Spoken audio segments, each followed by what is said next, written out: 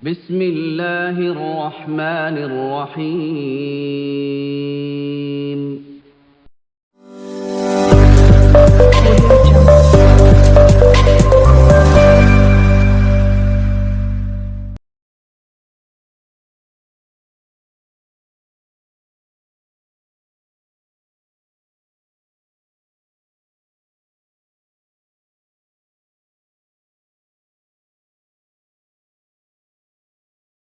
அஸ்ஸலாமு அலைக்கும் வரஹ்மத்துல்லாஹி வபரகாத்து. அல்ஹம்துலில்லாஹ் நஹ்மதுஹு வ நஸ்தஈனுஹு வ நஸ்தக்ஃபிருஹு வ நு'மினு பிஹி வ நதவக்கலு அலைஹி வ நஅஊது பில்லாஹி மின் ஷுரூரி அன்ஃபுஸினா வ மின் ஸய்யிஆத்தி அஅமாலினா மை யஹ்திஹில்லாஹு ஃபலா முதில்ல லஹு வ மை யுضللஹு ஃபலா ஹாதிய லஹு ونشهد أن لا إله إلا الله وحده لا شريك له ونشهد أن محمدا عبده ورسوله أرسله بالحق بشيرا ونذيرا وداعيا إلى الله بإذنه وسراجا منيرا ما بعد فقد قال الله تبارك وتعالى في القرآن العظيم وفي الفرقان المجيد إن الدين عند الله الإسلام. وقال نبينا محمد صلى الله عليه وسلم تركت فيكم أمرين لن تضلوا ما تمسكتم بهما كتاب الله وسنة رسول الله أو كما قال عليه الصلاة والسلام. அன்பு மிக்கவன் அருள் மிக்கவன் அல்லாஹுவின் திருப்பெயரால் ஆரம்பம் செய்கிறேன். ஸலவாத்தும் சலாமும் சத்திய தூதர் உயிருக்கு உயிரான நம் உயிரை விட மேலான நபிகள் நாயகம் ஸல்லல்லாஹு அலைஹி வஸல்லம் அவர்கள் மீதும் அவர்களை முழுமையாக பின்பற்றி வாழ்ந்த உத்தம சத்திய சஹாபாக்கள், தாபியூன்கள், தபோ தாபியின்கள், நல்லோர்கள், உலக முஸ்லீம்கள், குறிப்பாக இந்த ஜும்மாவிற்கு வருகை தந்திருக்கக்கூடிய நம் அனைவரின் மீதும் எல்லாமல்ல அல்லாஹுவின் அளவிலா அன்பும் இணையிலா கிருபையும் ஸலவாத்தும் சலாமும் ஆஃபியத்தும் என்றென்றும் உண்டாவதாக. ஆரம்பமாக அஞ்சுவதும் அடிபணிவதும் அல்லாஹ் ஒருவனுக்கே என்ற உபதேசத்தை எனக்கும் உங்களுக்கும் வசியத் செய்தவனாகவும் எல்லா சந்தர்ப்பங்களிலேயும் எல்லா நிலைமைகளிலேயும் அல்லாஹுவாலும் அல்லாஹ்வின் தூதர் நபிகள் நாயகம் ஸல்லல்லாஹு அலைஹி வஸல்லம் அவர்களாலும் எதையெல்லாம் ஹலால் என்று ஆகுமாக்கி வைத்திருக்கிறார்களோ அவைகளெல்லாம் எடுத்து நடக்கும்படி, எதையெல்லாம் ஹராம் என்று தடுத்து வைத்திருக்கிறார்களோ அவைகளை விட்டு தவிழ்ந்திருக்கும்படி மீண்டும் ஞாபகப்படுத்தியவனாக என்னுடைய ஜும்மா உரையை ஆரம்பம் செய்கிறேன். அன்பிற்குரிய அல்லாஹ்வின் நல்லடியார்களே, இஸ்லாமிய பெரியோர்களே, சகோதர நண்பர்களே, சென்ற வார ஜும்மா உரையில் நம்முடைய குழந்தைகளை எப்படி வளர்க்க வேண்டும், அவர்களுக்கு எப்படி நாம் வழிகாட்ட வேண்டும் என்பது சம்பந்தமாக சில விஷயங்களை நாம் பார்த்தோம். இந்த வார ஜும்மா உரையிலையும் அது சம்பந்தமாக சில விஷயங்களை இன்ஷா அல்லாஹ் தெரிந்து கொள்ள இருக்கிறோம். அல்லாஹ்வுடைய தூதர் ரசூலுல்லாஹி ஸல்லல்லாஹு அலைஹி வஸல்லம் அவர்கள் சொல்லியிருக்கக்கூடிய ஒவ்வொரு விஷயங்களும் இந்த உலகத்தில் மட்டுமல்ல, நாளை மறு உலகத்தில் நமக்கு பயனளிக்கக்கூடியது என்பதை நாம் கவனத்தில் வைத்துக் கொள்ள வேண்டும். உலகத்தில் எத்தனையோ விஷயங்களை எத்தனையோ நபர்கள் சொல்லிக் கொண்டிருக்கிறார்கள். அதையெல்லாம் தாண்டி நபிகள் நாயகம் ஸல்லல்லாஹு அலைஹி வஸல்லம் அவர்கள் சொல்லியிருக்கக்கூடிய அந்த வாழ்க்கை வழிமுறை நெறிமுறை தான் நல்லது, சிறந்தது, பயனுள்ளது. எனவேதான் நபிகள் நாயகம் ஸல்லல்லாஹு அலைஹி வஸல்லமுடைய காலகட்டத்தில் வாழ்ந்த அந்த நபித்தோழர்கள், நபித்தோழியர்கள் அல்லாஹ் சொல்லியிருக்கக்கூடிய அந்த வாழ்க்கை வழிமுறையும் அல்லாஹ்வுடைய தூதர் ரசூலுல்லாஹி ஸல்லல்லாஹு அலைஹி வஸல்லம் சொல்லியிருக்கக்கூடிய அந்த வாழ்க்கை வழிமுறையும் உயிர் மூச்சாக எடுத்து வாழ்ந்தார்கள். அதற்கு ஒரு நொடிப்பொழுது கூட மாற்றமாக நடக்கவில்லை.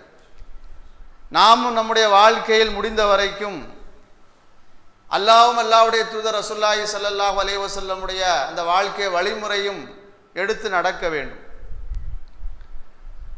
முஸ்லிம் என்கிற நபிமொழி தொகுப்பில் வரக்கூடிய ஒரு ஹதீஸ், அல்லாஹ்வுடைய தூதர் ரசூலுல்லாஹி ஸல்லல்லாஹு அலைஹி வஸல்லம் அவர்கள் சொன்னார்கள், அல் மூமினுல் கவியு கைரும் வஹப்பு இலல்லாஹி மினல் மூமினில் லாயிஃபி. பலகீனமான மூமினை விட பலமான மூமின் அல்லாஹ்வுக்கு ரொம்ப பிடித்தமான நபர் என்று அல்லாஹ்வுடைய தூதர் ரசூலுல்லாஹி ஸல்லல்லாஹு அலைஹி வஸல்லம் சொன்னார்கள். பலகீனமான மூமினை விட பலமான மூமின் அல்லாஹ்வுக்கு பிடித்தமானவர், அல்லாஹ் நேசிக்கிறான் என்று நபி ஸல்லல்லாஹு அலைஹி வஸல்லம் அவர்கள் சொன்னார்கள். அதற்கு அடுத்து சொல்கிறார்கள், அஹ்ருஸ் அலா மா இன்ஃபோக், உங்களுடைய வாழ்க்கைக்கு எது தேவையோ அதிலே நீங்கள் பேராசை கொள்ளுங்கள். வாழ்க்கையில முன்னேறுவதற்கு உலகத்தில் எது நல்லதாக இருக்கிறதோ அதை அடைவதற்காக பெறுவதற்காக வேண்டி பேராசைப்படுங்கள். வஸ்தாயின பில்லா, எல்லா சந்தர்ப்பத்திலையும் அல்லாஹ்வுடைய உதவி எதிர்பார்த்து வாழுங்கள். வலா தாஜிஸ், எந்த ஒரு சந்தர்ப்பத்திலையும் நிராசை அடைந்து விட வேண்டாம், நம்பிக்கை இழந்து விட வேண்டாம். வைன் அசாபக்க ஷையுன் ஃபலா தகுன் லவ் அன்னி ஃபால்து கதா வ கதா, ஏதாவது ஒரு காரியத்தை செய்கிற போது அது எதிராக உங்களுக்கு நடந்து விட்டால் நான் இப்படி செய்தால் நன்றாயிருக்குமே, அப்படி செய்தால் நன்றாயிருக்குமே என்று சொல்லாதீர்கள். வலாக்கின் குல் கதருல்லாஹி வ மா ஷாஅ ஃபஅல், அல்லாஹ் நாடியது நடந்து விட்டது என்று சொல்லி அல்லாஹ்வை சார்ந்து இருங்கள் என்று நபிகள் நாயகம் ஸல்லல்லாஹு அலைஹி வஸல்லம் அவர்கள் சொன்னார்கள். இந்த ஹதீஸை எதற்காக இப்போது ஞாபகப்படுத்துகிறேன் தெரியுமா? சென்ற வார ஜும்மா உரையிலே நம்முடைய இளைஞர்கள் எப்படி இருக்கிறார்கள், இஸ்லாமிய கொள்கை கோட்பாடுகளுக்கு அப்பாற்பட்டு உலக மோகத்திலே மூழ்கி போய் உலகம்தான் எல்லாம் என்ற அந்த சிந்தனையிலே வாழக்கூடிய அந்த நிலைமைகளை பார்க்கிறோம். எனவே அது இருக்கக்கூடாது என்பதற்காகத்தான் இந்த ஹதீஸை ஆரம்பத்தில் உங்களுக்கு ஞாபகப்படுத்துகிறேன். அல்லாஹ்வுடைய தூதர் ரசூலுல்லாஹி ஸல்லல்லாஹு அலைஹி வஸல்லம் அவர்கள் முதலாவது சொன்ன விஷயம் என்ன? பலகீனமான மூமினை விட பலமான மூமின் அல்லாஹ்வுக்கு பிடித்தமானது. அப்ப மூமின் என்று சொன்னால் உயர்ந்த லட்சியம் குறிக்கோளோடு வாழ வேண்டும் என்பதை அல்லாஹ்வுடைய தூதர் ரசூலுல்லாஹி ஸல்லல்லாஹு அலைஹி வஸல்லம் சொல்கிறார்கள். முஸ்னத் அஹ்மது, தபரானி போன்ற நபிமொழி தொகுப்புகளில் வரக்கூடிய இன்னொரு ஹதீஸ், இன்னல்லாஹ யுஹிப்பு மஆலில் உமுர் வ அஸ்ராஃபஹா, அல்லாஹ் தஆலா உயர்வான எண்ணம் வைப்பதை விரும்புகிறான். வ யக்ரஹு சஃப்ஸாஃபஹா, ரொம்ப தாழ்வாக நினைப்பதை அல்லாஹ் வெறுக்கிறான். ஒரு மூமினாக இருந்தால் ரொம்ப உயர்வான எண்ணம் வைக்க வேண்டும், தாழ்வாக தன்னை நினைக்க கூடாது. உயர்வாக நினைக்கக்கூடிய அந்த மூமினை அல்லாஹ் விரும்புகிறான், தாழ்வாக நினைக்கக்கூடிய அந்த மூமினை அல்லாஹ் தஆலா வெறுக்கிறான் என்று நபிகள் நாயகம் ஸல்லல்லாஹு அலைஹி வஸல்லம் அவர்கள் சொன்னார்கள். நாமும் இந்த சமூகத்திலே உயர்ந்த இடத்தை அடைய வேண்டும், உயர்ந்த லட்சியத்தை கொண்டு வாழ வேண்டும், நாமும் இந்த சமூகத்தில் ஏதாவது சாதிக்க வேண்டும் என்ற உயர்ந்த லட்சியம் மூமினான ஆணுக்கும் பெண்ணுக்கும் எல்லோருக்குமே இருக்க வேண்டும் என்பதைத்தான் அல்லாஹ்வுடைய தூதர் ரசூலுல்லாஹி ஸல்லல்லாஹு அலைஹி வஸல்லம் ஹதீஸில் நமக்கு சொல்லுகிறார்கள். அதற்கு அடுத்த கட்டமாக நாம் செய்ய வேண்டியது என்ன? வஸ்தாயினு பில்லா, அல்லாஹ்வை சார்ந்து உங்களுடைய வாழ்க்கை அமைத்து உதவி தேடுங்கள். குர்ஆனிலே சில வசனங்கள் வருகிறது. அல்லாஹ் ரப்பல் ஆலமீன் சொல்கிறான், ஏதாவது நீங்கள் ஒரு காரியத்தை செய்ய நாடினால் ஃபைதா அஸம்த ஃபதவக்கல் அலல்லாஹ், ஒரு காரியத்தை ஒரு விஷயத்தை நீங்கள் செய்ய நினைத்தால் அல்லாஹ் மீது முழுமையாக நம்பிக்கை கொண்டு அந்த காரியத்தில் இறங்கி விடுங்கள், அல்லாஹ் அதற்கு உதவி செய்வான். நபிமார்கள் இருந்து நல்லடியார்கள் வரைக்கும் தங்களுடைய வாழ்க்கையிலே எந்த ஒரு காரியத்தை செய்தாலும் அல்லாஹ்வை சார்ந்து அல்லாஹ்விடத்தில் உதவி தேடக்கூடிய அந்த பழக்கத்தை மேற்கொண்டு வாழ்ந்திருக்கிறார்கள். அது நமக்கு ஒரு முன்மாதிரி, ஒரு வழிகாட்டி. நாம் ஒன்றை சாதிக்க நினைக்கிறோம், ஒரு லட்சியம் குறிக்கோளோடு வாழ வேண்டும் என்று நினைக்கிறோம், ஒரு உயர்ந்த எண்ணத்தை வைக்கிறோம். அந்த நேரத்திலே 2 ரக்காத் தொழுது அல்லாஹ்விடத்திலே, அல்லாஹ் இந்த காரியத்தை நான் செய்ய நினைக்கிறேன், இந்த படிப்பை நான் படிக்க நினைக்கிறேன், இந்த விளையாட்டை நான் விளையாட நினைக்கிறேன், என்னுடைய வாழ்க்கையில் இதை நான் பெருசாக சாதிக்க வேண்டும் என்று எதிர்பார்க்கிறேன் என்று எதை நினைக்கிறார்களோ அந்த நேரத்திலே அல்லாஹ் ரப்பல் ஆலமீன் இடத்திலே 2 ரக்காத் தொழுது விட்டு அதை முன்வைத்து உதவி தேட வேண்டும். அப்படி உதவி தேடுவதிலே நீங்கள் கவனம் செலுத்தினால் அது உங்களுக்கு சாதகமாக அமையும், அல்லாஹ்வுடைய உதவியை பெற்று தரும். வலா தாஜிஸ், எந்த ஒரு சந்தர்ப்பத்திலையும் ஒரு முஸ்லீமாக இருக்கக்கூடிய ஆணும் சரி பெண்ணும் சரி தன்னுடைய வாழ்க்கையில நிராசை அடைந்து விடக்கூடாது. என்னால் இது முடியாது, என்னால் இது சாதிக்க முடியாது, எனக்கு சிரமமாக இருக்கிறது என்று எந்த ஒரு சந்தர்ப்பத்திலையும் சொல்லக்கூடாது. முடியும் என்று முயற்சி செய்து அல்லாஹ்வை சார்ந்து அல்லாஹ்விடத்தில் உதவி தேடினால் அல்லாஹ் ரப்பல் ஆலமீன் அதை நிறைவேற்றி கொடுப்பான் என்பதுதான் வரலாறு சொல்லக்கூடிய உண்மை. எனவே இளைஞர்களாக இருக்கக்கூடியவர்கள், இஸ்லாமிய இளைஞர்கள் தங்களுடைய வாழ்க்கையிலே உயர்ந்த லட்சியம் குறிக்கோளோடு வாழ வேண்டும். இந்த சமூகத்துக்காக வேண்டி, தன்னை சார்ந்திருக்கக்கூடிய மக்களுக்காக வேண்டி, நம்முடைய இஸ்லாமிய மக்களுக்காக வேண்டி நாம் ஏதாவது செய்ய வேண்டும் என்ற அந்த உயர்ந்த லட்சியம் குறிக்கோள் நமக்கு இருக்க வேண்டும். ஆனால் அப்படி இல்லையே. அப்படிப்பட்ட இளைஞர்களை நாம் இப்போது பார்க்க முடியவில்லை. உலக முகத்திலே தான் மூழ்கி போய் இருக்கிறார்கள், உலகம்தான் எல்லாம் என்ற அந்த சிந்தனையை தான் வாழ்ந்து கொண்டிருக்கிறார்கள். ஏதாவது சாதிக்க வேண்டும் என்ற அந்த லட்சியம் வேட்கை அவர்களிடத்திலே இல்லையே. ஆனால் தான் நபிகள் நாயகம் ஸல்லல்லாஹு அலைஹி வஸல்லம் அவர்கள் இதை குறித்து சில ஹதீஸ் கிதாபுகளிலே சொல்லியிருக்கக்கூடிய செய்தி ஷுஅபுல் ஈமான் என்று சொல்லக்கூடிய ஹதீஸ் கிதாபிலே வருகிறது. நபிகள் நாயகம் ஸல்லல்லாஹு அலைஹி வஸல்லம் அவர்கள் சொன்னார்கள், 5 விஷயங்களுக்கு முன்னால் 5 விஷயங்களை நீங்கள் பெரும் பாக்கியமாக நினையுங்கள். ஒரு 5 விஷயம் உங்களுடைய வாழ்க்கையில் நடக்கும். அந்த 5 விஷயங்கள் நடப்பதற்கு முன்னால், அதற்கு முன்னால் நீங்கள் சுதாரித்து கொண்டு உங்களுடைய வாழ்க்கையை நல்ல முறையில் அமைத்துக் கொள்ளுங்கள். அதில் முதலாவது சொன்னார்கள், யகுதனிமு ஹம்சன் கபல ஹம்சின் ஷபாபக்க கபல ஹரமிக்க. உனக்கு வயோதிகம் வருவதற்கு முன்னால் உன்னுடைய இளமையை நல்ல முறையில் நீ பயன்படுத்திக் கொள். நிச்சயமாக உலகத்தில் பிறந்த ஒவ்வொருவரும் அந்தந்த பருவங்களை கடந்து முதுமை பருவத்துக்கு வந்துதான் ஆக வேண்டும். அந்த முதுமை பருவத்துக்கு வந்ததற்கு பிறகு அப்படி இருக்கிறதே இப்படி இருக்கிறதே என்று நீங்கள் புலம்பிக் கொண்டிருக்கிறார்கள். அந்த இளமை பருவத்திலே எதை சாதிக்க வேண்டுமோ, எதை வாழ்க்கையிலே உயர்ந்த லட்சியமாக கொண்டு செயல்பட வேண்டுமோ அதிலே கவனம் செலுத்துங்கள். உங்களுடைய இளமை வீணாக்கி விடாதீர்கள் என்று அல்லாஹ்வுடைய தூதர் ரசூலுல்லாஹி ஸல்லல்லாஹு அலைஹி வஸல்லம் முதலாவது சொன்னார்கள். அடுத்து சொன்னது, நோய் வருவதற்கு முன்னால் ஆரோக்கியத்தை பேணுங்கள், ஆரோக்கியமாக இருங்கள். நோய் வருவதற்குண்டான காரண காரியங்கள் சமூகத்தில் என்ன இருக்கிறதோ, என்ன உணவு பழக்க வழக்கங்கள் இருக்கிறதோ அதுவெல்லாம் தவிர்த்து கொள்ளுங்கள். எப்போதுமே சுறுசுறுப்பாக உடலை ஆரோக்கியமாக வைத்துக் கொள்ளுங்கள். நபிகள் நாயகம் ஸல்லல்லாஹு அலைஹி வஸல்லம் அவர்கள் இதை வலியுறுத்தி சொல்லியிருக்கிறார்கள். நோய் வந்ததற்கு பிறகு இப்படி வந்து விட்டதே அப்படி வந்து விட்டது என்று புலம்பிக் கொண்டிருக்காதீர்கள். நோய் வருவதற்கு முன்னால் ஆரோக்கிய நிலைமைகள் என்ன இருக்கிறதோ அதை கையாளுங்கள், அதை பின்பற்றுங்கள். அடுத்து சொன்னார்கள், வகினாக்க கபல ஃபக்கரிக்க. வறுமை வருவதற்கு முன்னால் உங்களுடைய செல்வ நிலையை நல்ல முறையிலே நீங்கள் பாதுகாத்துக் கொள்ளுங்கள். காசு பணம் வசதி வாய்ப்பு சொத்து சுகம் எல்லாம் இருக்கிறது.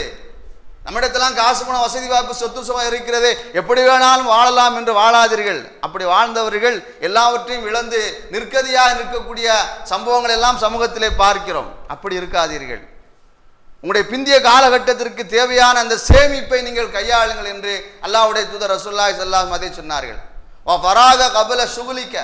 உங்களுக்கு வேலை வருவதற்கு முன்னால் ஓய்வை நீங்கள் பயன்படுத்திக் கொள்ளுங்கள். எந்தெந்த வேலை எப்படி செய்ய வேண்டும் என்று இருக்கிறதோ அந்தந்த வேலையை அப்போதே செய்து விடுங்கள். அப்போது பார்த்துக்கொள்ளலாம், அதற்கு பிறகு பார்த்துக் கொள்ளலாம் என்று அதை தள்ளி போடாதீர்கள். நீங்கள் தள்ளி போடக்கூடிய நேரத்திலே உங்களுக்கு இன்னொரு வேலை வந்துவிடும், அந்த வேலை செய்ய முடியாமல் போய்விடும், அதனால் சிரமங்கள் ஏற்படும். எனவே ஓய்வை நீங்கள் விரும்புகிறீர்கள் என்று சொன்னால் எந்தெந்த வேலைகளை எந்தெந்த காலகட்டத்தில் எந்தெந்த வயதில் எதை எதை செய்ய வேண்டுமோ அதையெல்லாம் சரியாக செய்து விடுங்கள். அப்போது பார்த்துக்கொள்ளலாம், அதற்கு பிறகு பார்த்துக்கொள்ளலாம் என்று இருக்காதீர்கள். அது உங்களுக்கு நெருக்கடியை கொடுத்து விடும். இன்னைக்கு அப்படித்தான் நம்ம இருக்கிறோம். யதார்த்தமாக இன்னைக்கு எல்லோருமே அப்படித்தான் இருக்கிறோம். ஒரு காரியத்தை, ஒரு விஷயத்தை, ஒரு செயலை செய்ய வேண்டும் என்று நினைக்கிறோம். அது அப்புறம் பார்த்துக்கலாம், நாளைக்கு பார்த்துக்கலாம், அதற்கு பிறகு பார்த்துக்கலாம் என்று யதார்த்தமாக அதை கடந்து போகிறோம். அதற்கு பிறகு அதை செய்ய நினைக்கக்கூடிய நேரத்தில் இன்னொரு வேலை வந்து விடுகிறது, அது செய்ய முடியாமல் போய்விடுகிறது, ஒரு நெருக்கடி, ஒரு தர்ம சங்கடம் ஏற்பட்டு போய்விடுகிறது. எனவே எந்த ஒரு சந்தர்ப்பத்தில் எந்த வேலையாக இருந்தாலும் அந்தந்த வேலையை அந்தந்த நேரத்தில் செய்து முடித்து விடுங்கள் என்று அல்லாஹ்வுடைய தூதர் ரசூலுல்லாஹி ஸல்லல்லாஹு அலைஹி வஸல்லம் சொன்னார்கள். 5ஆவதாக சொன்னார்கள், ஹயாத்திக கபல மௌத்திக. மௌத்து வருவதற்கு முன்னால் உடைய உலக வாழ்க்கை நல்ல முறையில் பயன்படுத்திக் கொள்ளுங்கள். நிச்சயமாக மௌத்து வரும். நிச்சயமாக உலகத்திலே பிறந்த ஒவ்வொருவரும் இறந்து போவார்கள். மரணத்துக்கு பின்னால் ஒரு வாழ்வு இருக்கிறது. அந்த வாழ்வை நல்ல முறையில் அமைத்துக் கொள்ள வேண்டும் என்றால் மஹ்ஷருடைய வாழும் சரி, மன்னருடைய வாழ்வையும் சரி, கபரிலே நம்முடைய நிலைமையும் சரி நல்ல முறையில் இருக்க வேண்டும் என்று சொன்னால் உலகத்திலே ஹயாத்தாக உயிரோடு வாழ்கிற போது நம்முடைய வாழ்க்கையை நல்ல முறையில் அமைத்துக் கொள்ள வேண்டும். அல்லாஹ் ரசூல் சொன்ன வழிமுறைப்படி வாழணும். ஹலால் ஹராம் பேணி வாழணும்.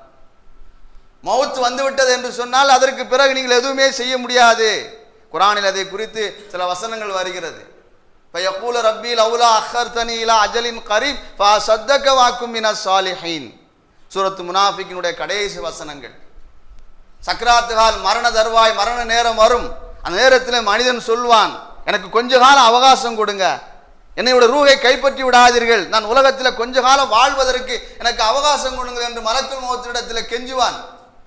உனக்கு கால அவகாசம் இதுவரைக்கும் கொடுக்கப்பட்டு விட்டது, மரணத்துக்கு முன்னால் வரைக்கும் கொடுக்கப்பட்டு விட்டது, மரணம் நிச்சயமாகி விட்டது, நீ இறக்க போகிறாய், உன் ரூஹ் கைப்பற்றப்பட போகிறது, இதற்கு பிறகு உனக்கு எந்த கால அவகாசம் கிடையாது என்று மலக்குமார்கள் சொல்லக்கூடிய செய்தி குர்ஆனிலே வருகிறது. அப்போ மௌத்துக்கு முன்னால் உலக வாழ்க்கையை நல்ல முறையில் பயன்படுத்திக் கொள்ளுங்கள் என்று அல்லாஹ்வுடைய தூதர் ரசூலுல்லாஹி ஸல்லல்லாஹு அலைஹி வஸல்லம் சொன்னார்கள். முதலாவது சொன்ன விஷயத்துக்கு வருகிறேன். வாலிப பருவத்தை நல்ல முறையிலே பயன்படுத்துங்கள். ஷபாபக்க கபல ஹரமிக், வயோதிக வருவதற்கு முன்னால் வாலிப பருவம். எதை எதை சாதிக்கணுங்க நினைக்கிங்களோ அந்த சாதனையோட உயர்ந்த லட்சியத்தோடு உயர்ந்த குறிக்கோளோடு வாழுங்கள். ஏதோ சாப்பிட்டோம், தூங்கினோம், எழுந்தோம், வேலைக்கு போனோம், படித்தோம், அதை செஞ்சோம், எதை செஞ்சோம், அவங்க சொன்னாங்க, இவங்க சொன்னாங்க என்று வாழாதீர்கள். நானும் சமூகத்திலே உயர்ந்த லட்சியத்தோடு உயர்ந்த குறிக்கோளோடு 4 பேர் பாராட்டக்கூடிய அளவுக்கு வாழ்வேன், சாதனை படைப்பேன் என்ற உயர்ந்த லட்சியத்தோடு வாழ வேண்டும் என்று நம்முடைய மார்க்கம் நமக்கு சொல்லித் தருகிறது. ஆனால் நாம் அப்படி இல்லையே. சாதனைக்கு வயது கிடையாது. வயதானவர்கள் கூட நினைக்கலாம் இளைஞர்களுக்கு மட்டும்தான் இது பொருந்தும், நமக்கெல்லாம் பொருந்தாது என்று நினைக்காதீர்கள். சாதனைக்கு வயது கிடையாது. அதற்கு உலகத்தில் எத்தனை விஷயங்களெல்லாம் மார்க்க சம்பந்தமாக பல விஷயங்களை மேற்கோள் காட்டலாம். ரசூலுல்லாஹி ஸல்லல்லாஹு அலைஹி வஸல்லம் அவர்கள் எப்போது நபியாக வந்தார்கள்? 40 வயதில் நபியாக வந்தார்கள். அதற்கு பிறகு 13 ஆண்டு காலம் மதீனாவிலே இஸ்லாமிய போதனையை மேற்கொண்டார்கள், குர்ஆனுடைய போதனை மேற்கொண்டார்கள். 53 வயது. 53 வயதுக்கு பிறகு மதீனாவுக்கு ஹிஜ்ரத் செய்து போகிறார்கள். மதீனாவுக்கு போனதற்கு பிறகு 10 ஆண்டு காலம் வாழ்கிறார்கள். 63 ஆண்டு காலம். அவருடைய ஆயுள் காலமே 63 தான். எல்லோருக்கும் தெரிந்தது. இஸ்லாமிய அந்த வாழ்க்கை வழிமுறை, இஸ்லாமிய தொடர்பு இருந்தால் ரசூலுல்லாஹ் 63 ஆண்டு காலம் வாழ்ந்தார் என்று தெரிந்திருக்க வாய்ப்பு இருக்கிறது. இல்லை என்றால் நம்முடைய வாழ்க்கையில் எதை தெரிந்து வைத்திருக்கிறோம், எதை புரிந்து வைத்திருக்கிறோம்? குர்ஆனுடைய போதனை என்ன, ரசூலுல்லாஹ்வுடைய வாழ்க்கை வரலாறு என்ன, ரசூலுல்லாஹ் எத்தனை திருமணம் முடித்தார்கள், எத்தனை பிள்ளைகள் இருந்தது, ஆண் பிள்ளை என்ன, பெண் பிள்ளை என்ன, எத்தனை போரிலே கலந்து கொண்டார்கள், முஸ்லிமா இருக்கக்கூடிய ஒவ்வொரு ஆணுக்கும் பெண்ணுக்கும் இருக்க வேண்டிய முக்கியமான அறிவு ஞானம் இது, அவசியமானது. எனக்கு அது தெரியும் இது தெரியும் என்று நாம் அங்கலாய்த்து கொண்டு பெருமை அடிக்கக்கூடிய விஷயம் கிடையாது. உலகத்தில் 1000 விஷயங்களை தெரிந்து கொள்ளலாம். இஸ்லாத்தினுடைய வாழ்க்கை வழிமுறை என்ன, இஸ்லாமிய போதனை என்ன? சொன்ன பாருங்க, 63 ஆண்டு காலம் ரசூலுல்லாஹ் உலகத்திலே வாழ்ந்தார்கள். எப்போது மதீனாவுக்கு போனார்கள் 53 வயதிலே தான் மிகப்பெரிய சாம்ராஜ்யத்தை உருவாக்கினார்கள். அது வரைக்கும் இஸ்லாமிய ஆட்சி அதிகாரம் கிடையாது. மதீனாவுக்கு போனதற்கு பிறகுதான் பத்ர் போர் நடைபெற்றது, உஹது போர் நடைபெற்றது, மற்ற போர்கள் எல்லாம் நடைபெற்றது. அதற்கு பிறகுதான் மக்காவுடைய ஆட்சி அதிகாரம் ரசூலுல்லாஹ்வுடைய கையில் வருகிறது 53வது வயதிலே. சாதனை படைப்பதற்கு, சாதனையை செய்வதற்கு வயது வித்தியாசம் இல்லை என்பதற்காக அதை ஞாபகப்படுத்துகிறேன். அதே போல சிறு வயது சஹாபாக்கள் ரசூலுல்லாஹி ஸல்லல்லாஹு அலைஹி வஸல்லம் உடைய திறமை அறிந்து அவர்களுக்கு என்னென்ன வழிகாட்டுதல் இருந்தோ அந்த வழிகாட்டுதலை மேற்கொண்டார்கள். இன்னைக்கு நாம் அதை செய்வது கிடையாது. மதீனாவுக்கு வந்ததற்கு பிறகு ஸைத் இப்னு சாபித் ரலியல்லாஹு தஆலா அன்ஹு என்று சொல்லக்கூடிய ஒரு 10, 12 வயது, 13 வயது, இந்த டீனேஜ் பருவம், அந்த வயதிலே ஸைத் இப்னு சாபித் ரலியல்லாஹு தஆலா அன்ஹு என்று சொல்லக்கூடிய நபி தோழரை, சிறு வயது நபி தோழரை அவருடைய தாயார் அழைத்து வருகிறார். யா ரசூலல்லாஹ், என்னுடைய மகனை உங்களிடத்திலே ஒப்படைக்கிறேன். என்னுடைய மகனை சிறந்த ஆளுமையாக, சமூகம் போற்றுகின்ற, அல்லாஹ்வுடைய திருப்தியை பெற்று வாழக்கூடிய சிறந்த குழந்தையாக, சிறந்த ஆளுமையாக உருவாக்க வேண்டும் என்று சொல்லிவிட்டு போனார்கள். ரசூலுல்லாஹ்வுடைய பாசறையிலே ஸைத் இப்னு சாபித் ரலியல்லாஹு தஆலா அன்ஹு அவர்கள் இருக்கிறார்கள். ரசூலுல்லாஹ்வுடைய ஒவ்வொரு செயல்பாடுகள், ஒவ்வொரு அங்க அசைவுகளை பார்த்து தன்னுடைய வாழ்க்கை அமைத்துக் கொண்டார்கள். ரசூலுல்லாஹ் சும்மா இருக்கல. பல நபித்தோழர்களுக்கு, சிறுவயது நபித்தோழர்களுக்கு அவர்களுக்கு தேவையான அறிவுரைகளை, சமூகத்தில் எப்படி வாழ வேண்டும், அல்லாஹ்வை சார்ந்து எப்படி வாழ வேண்டும், அல்லாஹ் எதை விரும்புகிறான், அல்லாஹ் எதை வெறுக்கிறான், எது பாவமான காரியம், எது நல்ல காரியம் என்ற எல்லா போதனையும் அந்தந்த சந்தர்ப்பத்திலே அழைத்து இப்படி வாழுங்க, இப்படி வாழாதீங்க, இதை செய்யுங்க, இதை செய்யாதீங்க, இது அல்லாஹ்வுக்கு பிடிக்கும் என்று போதித்தார்கள். அப்துல்லாஹ் பின் அப்பாஸ் ரலியல்லாஹு தஆலா அன்ஹு அவர்கள் சிறு வயது நபி தோழராக இருக்கிற போது அவர்களுக்கு பலவிதமான அறிவுரை சொன்னதாக ஹதீஸ் கிதாபுகளிலே பார்க்கிறோம். அதுபோலதான் ஸைத் இப்னு சாபித் ரலியல்லாஹு தஆலா அன்ஹு சிறு வயது நபி தோழர் ரசூலுல்லாஹ்விடத்தில் விடப்படுகிறார்கள். இவர்கள் யாரு தெரியுமா? இவர்கள் யாரு தெரியுமா? குர்ஆனை ஒன்று சேர்த்த நபர்களிலே முதன்மையானவர்கள் சிறு வயதுதான். ரசூலுல்லாஹ்வுடைய பாசறையிலே பயின்ற காரணத்தினால் அபூபக்கர் சித்திக் ரலியல்லாஹு தஆலாவுடைய ஆட்சி காலத்திலே குர்ஆனுடைய பிரதிகள், இப்போது நம்முடைய கையில குர்ஆனாக 30 ஜுஸு இருக்கிறது. எல்லா நாடுகளிலும் எல்லா மொழி பேசக்கூடியவர்களும் அந்த கையில இருக்கிறது. ஒரு புத்தகமாக, ஒரு வேதமாக, ஒரு குர்ஆன் ஷரீஃபாக இருக்கிறது. ரசூலுல்லாஹ்வுடைய மறைவுக்கு பிறகு அபூபக்கர் ரலியல்லாஹு தஆலா ஆட்சி காலத்திலே தனித்தனி ஏடுகளாக இருந்தது. சுகுபுகள் என்று சொல்வார்கள். ஓலை சுவடியிலையும் எலும்பிலேயும் இன்ன பிற அந்த காலகட்டத்திலே பயன்படுத்த அந்த பொருட்களிலே குர்ஆன் வசனங்கள் எழுதி வைக்கப்பட்டிருந்தது. இதை இப்படியே விட்டுவிட்டால் அந்த குர்ஆன் வசனங்கள் எல்லாம் இல்லாமல் போய்விடும் அல்லது மாறி போய்விடும், அது அழிந்து போய்விடும். எனவே இது ஒன்று சேர்க்க வேண்டும் என்ற ஒரு நிர்பந்த சூழ்நிலை வந்தபோது அபூபக்கர் சித்திக் ரலியல்லாஹு தஆலா அன்ஹு அவர்கள் ஸைத் இப்னு சாபித் ரலியல்லாஹு தஆலா அழைத்து பேசுகிறார்கள். நீங்க தான் ரசூலுல்லாஹ்வுடைய பாசறையிலே பயின்று வந்த நபித்தோழர், எந்தெந்த நேரத்தில் எந்தெந்த காலகட்டத்தில் எந்தெந்த சூழ்நிலையிலே குர்ஆன் வசனம் இறங்கியது என்பதெல்லாம் உங்களுக்கு தெளிவாக தெரியும். எனவே அது கோர்வையாக சரியாக நீங்கள் அதை ஒரு புத்தகமாக ஒரு குர்ஆன் ஷரீஃபாக கொண்டு வர வேண்டும். தயங்கினார்கள், யோசித்தார்கள். குர்ஆன் ஷரீஃப் என்பது சாதாரண விஷயம் கிடையாது. நீங்கள் தான் அதற்கு தகுதியானவர்கள். எந்த அடிப்படையில் இந்த முடிவுக்கு வந்தார்கள் தெரியுமா? 13 வயதிலே ரசூலுல்லாஹி ஸல்லல்லாஹு அலைஹி வஸல்லம் இடத்திலே விடப்பட்ட போது ரசூலுல்லாஹி ஸல்லல்லாஹு அலைஹி வஸல்லம் அவர்கள் அவர்களுக்கு தேவையான நல்லொழுக்கங்களை அறிவு ஞானங்களை கற்றுக் கொடுத்தார்கள். என்று நான் கற்றுக் கொடுக்கணும். இன்னைக்கு படித்த மக்கள் கூட தன்னுடைய வீட்டில் இருக்கக்கூடிய மகனுக்கோ மகளுக்கோ அறிவு ஞானத்தை சொல்வது கிடையாது, நல்லது கெட்டதை சொல்வது கிடையாது. ஆபீஸில் வேலை பார்க்கிறாரா அல்லது வேறு தொழில் செய்கிறாரா அல்லது வேறு வேறு வேலைகளில் ஈடுபடுகிறாரா, இரவு நேரத்துக்கு வீட்டுக்கு வருகிறார், சாப்பிடுகிறார், தூங்குகிறார், தன்னுடைய வாழ்க்கையை அப்படியே கழித்துக் கொள்கிறார். மனைவி பார்த்துக் கொள்வார். மனைவி என்பது வேறொரு இதில் போய் கொண்டிருக்கிறார். அவர் குடும்ப ரீதியாக என்னென்ன வேலை இருக்கிறார் அதை பார்க்கிறார். அதற்கு பிறகு போனும் கையுமாக ஆணும் சரி பெண்ணும் சரி நம்முடைய காலத்தை கழித்துக் கொண்டிருக்கக்கூடிய ஒரு காலகட்டத்தில் வாழ்கிறோம். நம்முடைய பிள்ளைகளுக்கு என்ன அறிவு ஞானத்தை போதித்திருக்கிறோம், எந்த நல்லொழுக்கத்தை கற்றுக் கொடுத்திருக்கிறோம், தொழுகைக்கு முக்கியத்துவம் கொடுக்கக்கூடிய விஷயங்கள் என்ன போதித்திருக்கிறோம்? அப்படி எதுவுமே செய்யவில்லையே. ரசூலுல்லாஹி ஸல்லல்லாஹு அலைஹி வஸல்லம் அவர்கள் அதை செய்தார்கள். அந்த காலகட்டத்தில் யூதர்கள் அப்போ இருந்து இல்லை இப்போ வரைக்கும் உலகம் ஆளக்கூடிய காலம் வரைக்கும் அவங்க இருப்பாங்க. பல்வேறு விதமான குழப்பங்களை செய்வார்கள், இஸ்லாத்துக்கு எதிராக செயல்படுவார்கள். ரசூலுல்லாஹி ஸல்லல்லாஹு அலைஹி வஸல்லம் சொன்ன செய்தி இது. அந்த காலகட்டத்தில் யூதர்கள் ரசூலுல்லாஹி ஸல்லல்லாஹு அலைஹி வஸல்லம் இடத்திலே வந்து எங்களுடைய தௌராத் வேதத்திலே மூசா நபிகளுக்கு கொடுக்கப்பட்ட அந்த வேதத்திலே இப்படி சொல்லப்பட்டிருக்கிறது அப்படி சொல்லப்பட்டிருக்கிறது என்று இல்லாத பொல்லாத இருக்கிறது இல்லாத இருப்பதாகவும் சொன்னார்கள். குற்றம் செஞ்சா அந்த தண்டனை கிடையாது, அந்த தண்டனை சொல்லப்பட்டிருக்கும். ரசூலுல்லாஹ் சொன்னா எங்களுக்கு அப்படி சொல்லப்படவில்லை, தௌராத் வேதத்தில் அப்படி இல்லை, மூசா நபிகளுக்கு கொடுக்கப்பட்ட அந்த வேதத்தில் அப்படி இல்லை என்று அதை மாற்றி மறித்து பேசிக் கொண்டிருப்பார்கள். ரசூலுல்லாஹி ஸல்லல்லாஹு அலைஹி வஸல்லம் அவர்கள் ஸைத் இப்னு சாபித் ரலியல்லாஹு அன்ஹு அழைத்து, ஸைதே வயது எத்தனை தெரியுமா? 13 அல்லது 15 வயதுக்குள்ளே தான். இங்கே வா, யூதர்களுடைய மொழி அபரானி மொழி, தௌராத் வேதம், அந்த மொழியை கற்றுக்கொண்டு வர வேண்டும். அந்த மொழி இன்னைக்கு உலகத்தில் எத்தனையோ மொழிகள் இருக்கிறது, ஆயிரக்கணக்கான மொழிகள் இருக்கிறது. அந்த காலகட்டத்திலே தௌராத் வேதத்தினுடைய மொழி அபரானி மொழி. இந்த மொழியை நீ கற்றுக்கொண்டு வா. 1 மாதம் தான், சரியாக சொன்னால் 1 மாதத்திலே அந்த தௌராத் வேதத்தினுடைய அந்த என்னென்ன மொழிகள் எப்படி அதை பயன்படுத்தணும், எப்படி உச்சரிக்க வேண்டும், என்ன இருக்கிறது ஏது இருக்கிறது என்று எல்லாவற்றையும் கற்றுக்கொண்டு வந்து ரசூலுல்லாஹ்விடத்திலே சொன்னார்கள். யார் ரசூலல்லாஹ், நீங்கள் சொன்ன மாதிரி 1 மாதத்தில் அந்த முடித்துட்டேன். அப்படியா? அடுத்து இஞ்சில் வேதம், ஈசா நபிகளுக்கு கொடுக்கப்பட்ட வேதம். ஏன்னா அந்த காலத்தில் கிறிஸ்தவர்கள் வாழ்ந்தார்கள். இஸ்லாமிய சட்டம் அங்கே நடைமுறைப்படுத்தப்பட வேண்டும். அவர்களை அழைத்து பேசினால் எங்களுடைய இஞ்சில் வேதத்தில் அப்படி சொல்லப்படவில்லை, எங்களுடைய தௌராத் வேதத்தில் இப்படி சொல்லப்படவில்லை என்று மாற்றி மறித்து பேசி கொண்டிருந்தார்கள். அந்த மொழியை கற்றவர் ஒருவர் இருந்தால் இவர்கள் மாற்றி மறித்து பேசினால் தௌராத் வேதத்தில் என்ன சொல்லப்பட்டிருக்கிறது சொல்லுங்கள், இஞ்சில் வேதத்தில் என்ன சொல்லப்பட்டிருக்கு சொல்லுங்கள் என்று கேட்டு அவர்களுக்கு தெளிவுபடுத்தி இஸ்லாமிய மார்க்கம் சட்டத்திட்டங்கள் அங்கே நிலைநாட்டலாம் என்பதற்காக இஞ்சில் வேதத்தை கற்றுவாருங்கள். 1 மாத காலம், குறிப்பிட்ட சில நாட்களுக்குள்ளே 2 மொழியை கற்று வந்தார்கள். இங்கே இருக்கக்கூடிய இளைஞர்களை பார்த்து நான் கேட்கிறேன், சரளமாக உங்களால் இங்கிலீஷ் பேச முடியுமா?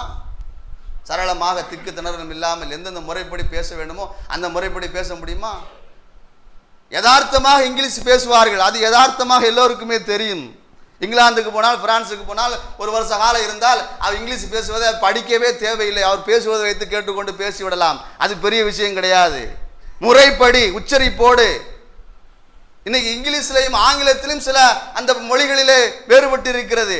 பிரெஞ்சு மொழி இந்த இங்கிலீஷில் பேசணும், அந்த மொழியில் பேசணும் என்று சொல்கிறார்கள். எந்த மொழியாக இருக்கட்டும் சரளமாக பேச முடியுமா? நான் படித்திருக்கிறேன், காலேஜ் முடித்து விட்டேன், டிகிரி முடித்து விட்டேன் என்று சொல்வதும் பெரிய விஷயம் கிடையாது. ஒரு லெட்டர் எழுத தெரியுமா? காலேஜுக்கு நான் போகவில்லை, ஸ்கூலுக்கு போகவில்லை, எனக்கு ஃபீவராக இருந்தது, உடல்நிலை சரியில்லை என்று மனப்பாட கல்வியாக அந்த லெட்டர் எழுதுவார்கள். அதை நான் சொல்ல வரவில்லை, அது தனிப்பட்ட பாடமாக இருக்கிறது.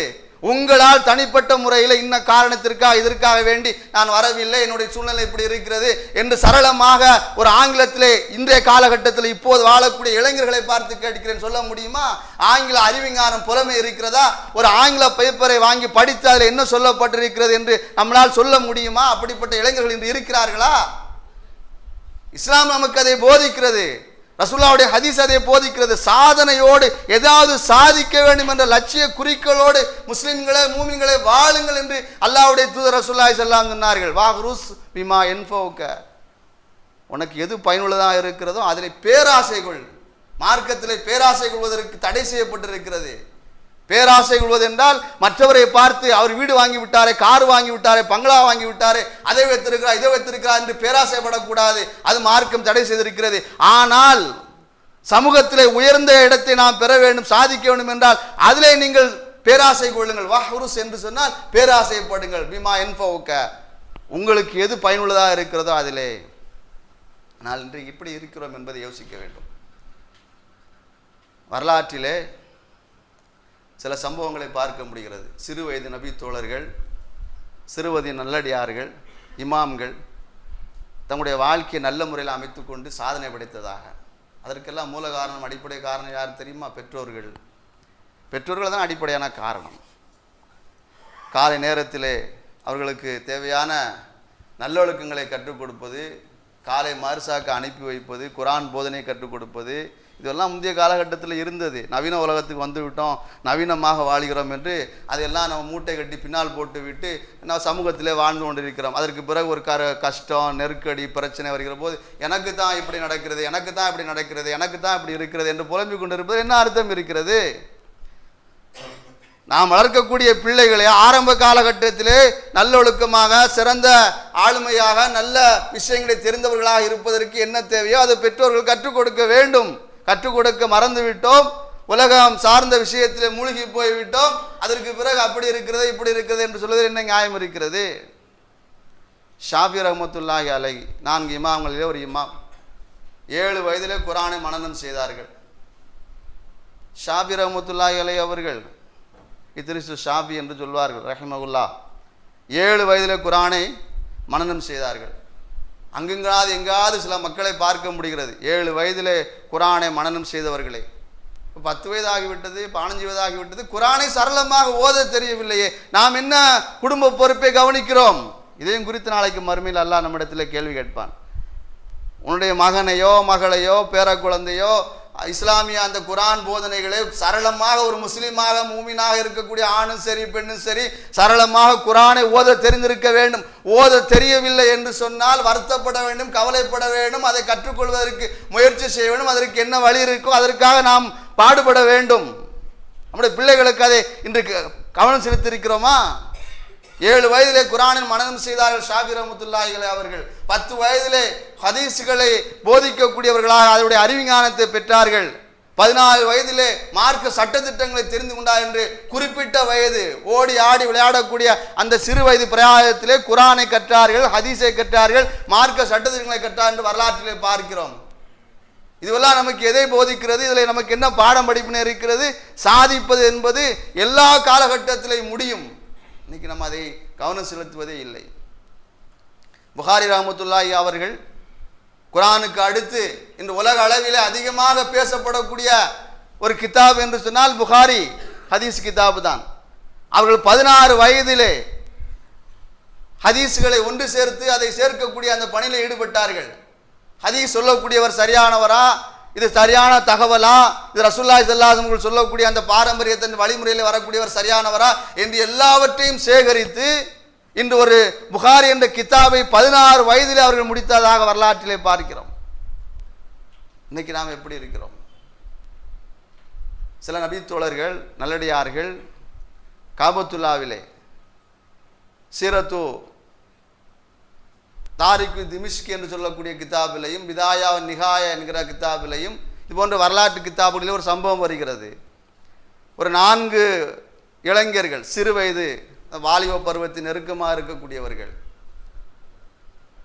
அப்துல்லா இப்னு ஜுபைர் ரஹிமகுல்லா அவர்கள், முஸ்அப் இப்னு ஜுபைர் ரஹிமகுல்லா அவர்கள், உர்வத் இப்னு ஜுபைர் ரஹிமஹுல்லா அவர்கள், அப்துல்லா இப்னு உமர் ரலியல்லாஹு தஆலா அன்ஹு, 4 பேர் சிறு வயது அந்த வாலிப பருவத்தின் நெருக்கமாக இருக்கக்கூடியவர்கள். காபத்துல்லாவில் இருக்கக்கூடிய ருக்குனுல் யமான், ஹஜ்ஜிக்கு உம்ராவுக்கு போனவர்களுக்கு தெரியும், காபத்துல்லாவை தவாப் செய்து வர வேண்டும். இந்த வரக்கூடிய இடத்திலே ருக்குனுல் யமானிலிருந்து அப்படியே சுற்றி வர வேண்டும். ஹஜ்ராஸ் கல்லுக்கு பக்கத்தில் இருக்கக்கூடிய ஒரு மூலை, அந்த இடத்திலே துவா கேட்டால் கபுலாகும் என்று ரசூலுல்லாஹி ஸல்லல்லாஹு அலைஹி வஸல்லம் சொல்லியிருக்கிறார்கள். அங்கு உம்ராவுக்கு ஹஜ்ஜிக்கு போனவர்களுக்கு சொல்லிக் கொடுத்திருப்பார்கள். அந்த இடத்துல அஸ்ர் தொழுகைக்கு பிறகு இந்த 4 சிறுவர்கள் உட்கார்ந்து கொண்டு பேசுகிறார்கள். நமக்கு ஏதாவது லட்சியம் வேண்டும், ஏதாவது குறிக்கோள் வேண்டும், அதை சாதிக்க வேண்டும், உலகத்தில் இப்படி வாழ வேண்டும் என்று ஏதாவது நமக்கு வேண்டும் என்று 4 பேரும் தங்களுக்கு மத்தியிலே பேசுகிறார்கள். அதில் முதலாவது அப்துல்லா இப்னு ஜுபைர் ரஹிமஹுல்லாஹ் அவர்கள் பேசுகிறார்கள், அமா அனா தமன்னால் ஹிலாஃபா, இந்த அரபுலகத்திற்கு மக்கா மதினா போன்ற அந்த பகுதிக்கு நான் ஹலீஃபாவாக வர வேண்டும். 13, 14, 15 வயசில் இருக்கக்கூடிய அந்த நேரத்தில் காபத்துல்லாவுக்கு பக்கத்தில் இருந்து ருக்குனுல் யமானிலே வைத்து ஹஜ்ராஸுக்கு பக்கத்தில் வைத்து இந்த நேரத்தில் துவா கேட்டால், இந்த இடத்துல உட்கார்ந்து துவா கேட்டால் கபுலாகும் என்ற ரசூலுல்லாஹி ஸல்லல்லாஹு அலைஹி வஸல்லம் சொன்ன அந்த போதனை கவனத்தில் வைத்துக்கொண்டு நான் இந்த அரபுலகத்திற்கு மக்கா மதினாவுக்கு ஹிலாபத் என்கிற ஆட்சி அதிகாரத்தை பெற வேண்டும் அல்லாஹ்விடத்தில் கேட்டார்கள். அடுத்ததாக உர்வத் இப்னு ஜுபைர் ரலியல்லாஹு தஆலா அன்ஹு அவர்கள், அமா நதமன்னா யுஹதல் அன்யல் இல்ம், நான் மார்க்க ஞானங்களை கற்று மக்களுக்கு போதிக்க வேண்டும். குர்ஆனுடைய போதனைகள், ரசூலுல்லாஹ்வுடைய வாழ்க்கை வழிமுறைகள், சட்டதிட்டங்கள் எல்லாம் நான் மக்களுக்கு போதிக்கக்கூடிய ஒரு சிறந்த ஆலிமாக வர வேண்டும் என்று அல்லாஹ்விடத்தில் துஆ கேட்டார்கள். மூன்றாவதாக முஸ்அப் இப்னு உமைர், முஸ்அப் இப்னு ஜுபைர் ரஹ்மத்துல்லாஹி அவர்கள் கேட்கிறார்கள், அமா தமன்னா இம்ராத்துல் இராக், ஈராக் பகுதி, ஈராக் என்று இப்போ சொல்லுகிறோம் பாருங்க, அதில் இருக்கக்கூடிய கூஃபா, பஸ்ரா போன்ற பெருநகரங்களிலே நான் ஆட்சி அதிகாரம் உள்ளவனாக இருக்க வேண்டும் என்று கேட்டார்கள். அடுத்ததாக உமர் அல்லாவுடைய மகனார் அப்துல்லா பின் உமர் ரலியல்லாஹு தஆலா அன்ஹு அவர்கள் கேட்கிறார்கள், அமா தமன்னல் மக்ஃபிரா, நாளைக்கு மறுமையில் அல்லாஹ்விடத்திலே மன்னிப்பை பெற்று நான் சொர்க்கத்துக்கு போக வேண்டும். இதில் 3 பேர் கேட்டார்கள் பாருங்கள். அந்த 3 பேரும் என்னென்ன நோக்கத்திற்காக, என்ன லட்சியத்தோடு அல்லாஹ்விடத்தில் துஆ கேட்டு அதற்காக பாடுபட்டார்களோ அந்த லட்சியத்தை அடைந்தார்கள். உமர் ரலியல்லாஹு தஆலாவுடைய மகனார் அப்துல்லா ரலியல்லாஹு தஆலா அன்ஹு அவர்கள் நாளை மறுமையில இன்ஷா அல்லாஹ் அல்லாஹ்வால் மன்னிக்கப்பட்ட நபராக சொர்க்கத்துக்கு போவார் என்ற செய்தியை அங்கிருந்து கேட்ட நபர் ஷுஐப் அவர்கள் கூறுகிறார்கள். அன்றைய காலகட்டத்தில் வாழ்ந்த இளைஞர்கள், சிறுவர்கள் லட்சியம் குறிக்கோளோடு வாழ்ந்திருக்கிறார்கள். இன்று அதுக்கு நம்ம லட்சியம் குறிக்கோள் எதுவுமே இல்லையே. என்ன லட்சியம் நமக்கு இருக்கிறது, என்ன குறிக்கோள் இருக்கிறது? முதலாவது வீட்டில் இருக்கக்கூடிய பெற்றோர்களை அந்த பிள்ளைகள் மதிக்கிறார்களா? வீட்டில் இருக்கக்கூடிய இளைஞர்கள் தன்னுடைய வீட்டில் இருக்கக்கூடிய பெற்றோர்களை மதிக்கிறார்களா? அவர்களுக்கு முன்னுரிமை கொடுக்கிறார்களா? அவரிடத்தில் அன்பாக, ஆசையாக, பாசமாக, பணிவாக பேசுகிறார்களா? எனக்கு எல்லாம் தெரியும், எனக்கு எல்லாம் தெரியும் என்று பேசக்கூடிய இளைஞர்களைத்தான் நாம் இப்போது பார்க்கிறோம். இந்த சிந்தனையை தவிர்த்து கொள்ள வேண்டும். இன்னைக்கு இளைஞர்கள் எப்படி இருக்கிறார் என்பதற்கு சுருக்கமாக ஒரு சில விஷயங்களை சொல்லி முடிக்கிறேன். அடுத்த மாதம் பிப்ரவரி மாதம் 14ஆம் தேதி காதலர் தினம். இளைஞர்கள் வேலன்ஸ் டே என்று சொல்லி அது கொண்டாடக்கூடிய நிலைமையை பார்க்கிறோம். மற்றவர்கள் எப்படி, அது நமக்கு தேவை கிடையாது. முஸ்லீமாக இருக்கக்கூடியவர்களுக்கு இது தேவையா, இது அவசியமா, இதை செய்யலாமா, இது நமக்கு என்ன இருக்கிறது என்று யோசிக்கணும். எத்தனையோ விஷயங்கள் இன்று கொட்டி கிடக்கிறது. அதை தெரிந்திருக்கிறோமா? இஸ்லாத்துக்கு இதற்கு சம்பந்தம் இருக்கிறதா என்று யோசித்திருக்கிறோமா? தேவையில்லாத விஷயத்தான் இன்று மொபைல் போனிலே பார்த்து கொண்டிருக்கிறோம். பார்க்கக்கூடாதா? நாளைக்கு மறுமையில் அல்லாஹ்விடத்திலே கேள்வி எனக்கு உட்படக்கூடிய தேவையில்லாத ஆபாச காட்சிகளைத்தான் நாம் பார்த்து கொண்டிருக்கிறோம். பயனுள்ள விஷயங்கள் 1000 விஷயம் இருக்கிறது. வேலன்ஸ் டே ஏன் வந்தது என்று யாராவது தெரியுமா? எதனுடைய பின்னணி என்னென்று தெரியுமா? இன்ஷா அல்லாஹ் தெரிந்து கொள்ளுங்க. எனக்கு தெரியும், நான் பார்த்துட்டேன், அதை பற்றி தெரிஞ்சுட்டேன். இப்போ சொல்ல நேரம் இல்லை, சொல்லலை. உங்களுக்கு ஆசை ஆர்வம் இருந்தது என்று சொன்னால் வேலன்ஸ் டே என்றால் என்ன என்று பாருங்கள். நாம் ஏன் அதை கொண்டாட வேண்டும் என்று யோசியுங்கள். அதையே நாம் நம்முடைய நேரங்காலங்களை செலவழிக்க வேண்டும் என்று யோசியுங்கள். இளைஞர்கள் இன்று அப்படி போய் கொண்டிருக்கிறார்கள். அடுத்ததாக பார்த்தால் ஹேர் ஸ்டைல், அழகாக முடி வெட்டுவதை மார்க்கத்திலே தடையே கிடையாது. பார்ப்பதற்கு விகாரமாக, கொடூரமாக, பாதி பக்கத்தில் இந்த பக்கம் முடியல, இந்த பக்கம் முடியல, இங்கு மட்டும் முடி இருக்கிறது. ரசூலுல்லாஹி ஸல்லல்லாஹு அலைஹி வஸல்லம் இதை சபித்து இருக்கிறார்கள். இப்படி முடி வெட்டாதீர்கள் என்று சொல்லி இருக்கிறார்கள். கியாமத்தினுடைய அடையாளத்திலே வரக்கூடியது. இன்று நம்முடைய இளைஞர்கள் அப்படி இருக்கிறார்கள். முடி வெட்டக்கூடிய அந்த ஸ்டைலை பார்த்தால் யாரோ ஒரு நடிகரோ அல்லது கிரிக்கெட் வீரரோ யாரோ ஒருவர், எவனோ ஒருவன் சைனாவில் இருக்கக்கூடிய சீனாவில் இருக்கக்கூடிய ஒருவன் ஒரு விதமான முடி வெட்டியிருக்கிறான், அதை பார்த்து எனக்கு வெட்டுங்கள் என்று சொல்வது ஒரு முஸ்லிமான இளைஞருக்கு என்ன அவசியம் இருக்கிறது? இது நம்முடைய இஸ்லாமிய கலாச்சாரமா, பண்பாடா? ரசூலுல்லாஹ் சொல்லியிருக்கிறார்களா? எதுவுமே இல்லையே. நாம் ஏன் முஸ்லீமாக இருந்து கொண்டு இதை செய்கிறோம் என்று யோசித்திருக்கிறோமா? இளைஞர்கள் இப்படி போய் கொண்டிருக்கிறார்கள். அடுத்து போதைப் பொருள்களுக்கு அடிமையாக இருக்கிறார்கள். இன்னைக்கு போதைப் பொருள் சர்வசாதாரணமாக வந்து விட்டது. மாத்திரையிலிருந்து, கஞ்சாவிலிருந்து, அபினிலிருந்து புது புது பேர்களாக சொல்லுகிறார்கள், வித்தியாசமாக சொல்லுகிறார்கள். இளைஞர்கள் அதில் அடிமையாகி போய்விட்டால் எதிர்காலமே வீணாக போய்விடும். எதையுமே சாதிக்க முடியாது. எல்லாருக்குமே பாரமாக, எல்லோருக்குமே கஷ்டமாக இருக்கக்கூடிய நிலைமை ஏற்படும். அப்படிப்பட்ட இளைஞர்களை தான் நாம் பார்க்க முடிகிறது. நண்பர்கள் இருக்கிறார்கள், அவர்கள் எப்படிப்பட்டவர் என்று சொன்னால் இவர்களோடு சேர்ந்து பாவம் செய்யக்கூடியவர்கள், தீமை செய்யக்கூடியவராக இருக்கிறார். அப்படிப்பட்ட நண்பர்கள் நமக்கு தேவையே கிடையாது. இப்படிப்பட்ட இந்த அணுகுமுறை நமக்கு தேவையில்லாதது.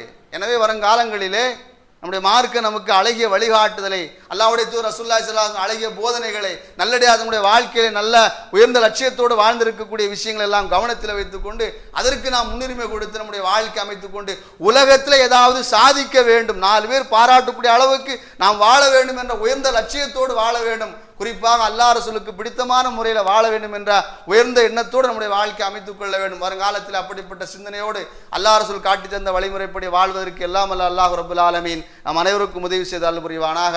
வருங்காலங்களிலே கெட்ட கெட்ட நோய்களை விட்டும், கெட்ட மரணத்தை விட்டும், கெட்ட நிலைமையை விட்டும் அல்லாஹ் ரப்புல் ஆலமீன் நம்மையும் நம்முடைய குடும்பத்தாரையும் நம்முடைய சந்ததியும் அல்லாஹ் தஆலா பாதுகாத்து அருள் புரிவானாக. உலகத்தில் வாழக்கூடிய காலமெல்லாம் நீண்ட ஆயுளோடு, நிறைவான செல்வத்தோடு, பரிபூர்ண ஈமானோடு, உடல் ஆரோக்கியத்தோடு, நோய் நொடி இல்லாத வாழ்க்கையோடு அல்லாஹ் ரப்புல் ஆலமீன் நம் அனைவரும் வாழச் செய்து அருள் புரிவானாக. வாஹிரு துவானா அல்ஹம்துலில்லாஹி ரப்பில் ஆலமீன். அஸ்ஸலாமு அலைக்கும் வரஹ்மத்துல்லாஹி வபரகாத்துஹு.